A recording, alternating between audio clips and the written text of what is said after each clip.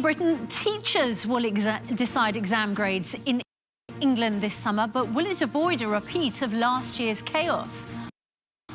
Or simply lead to inflated results? We will be asking the schools minister after 8 o'clock.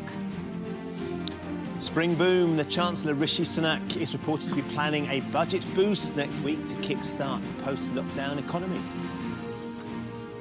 Don't break the rules. The government launches a campaign to remind people that despite the lockdown timetable, you still have to stay at home.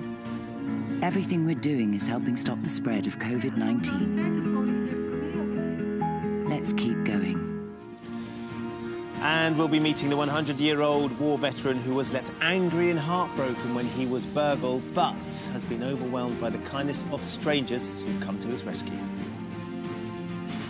Thursday, 25th of February 2021. Live from Television Centre in London. This is Good Morning Britain with Ben Shephard and Susanna Reid. Hi there, good morning. It's just gone 6:30. Welcome to the programme. I had a very surreal moment this morning when we were in for the meeting, and there you were sitting on my sofa, and above you the television was blaring out Tipping Point.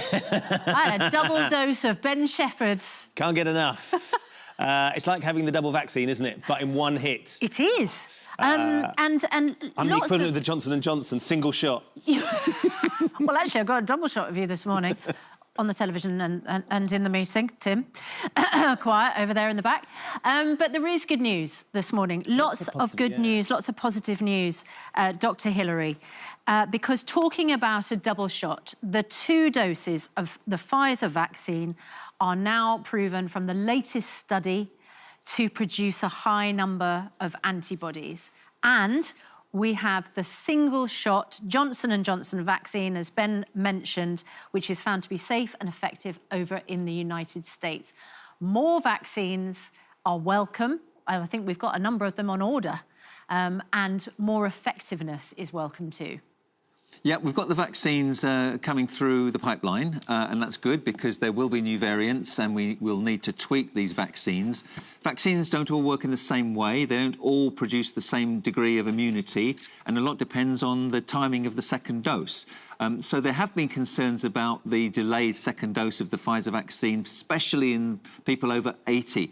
We can measure antibodies, but antibodies alone don't tell us how long the immunity lasts and how effective the immunity is, because there's also something called T-cell immunity, which are a different part of the immune system. But all the evidence we're gathering is that as we vaccinate more people are protected in the long term, and that can only be a good thing. Well, all we need to do now is to work on that vaccine hesitancy in people who aren't quite sure for whatever reason, and give them the information where they can make informed consent to do the sensible thing. Yeah, and it looks like there's almost 88% of people, according to the data, over the age of 80 tested positive for antibodies after 2 doses. This rose to 95.5% for those under the age of 60 and 100% in those aged under 30.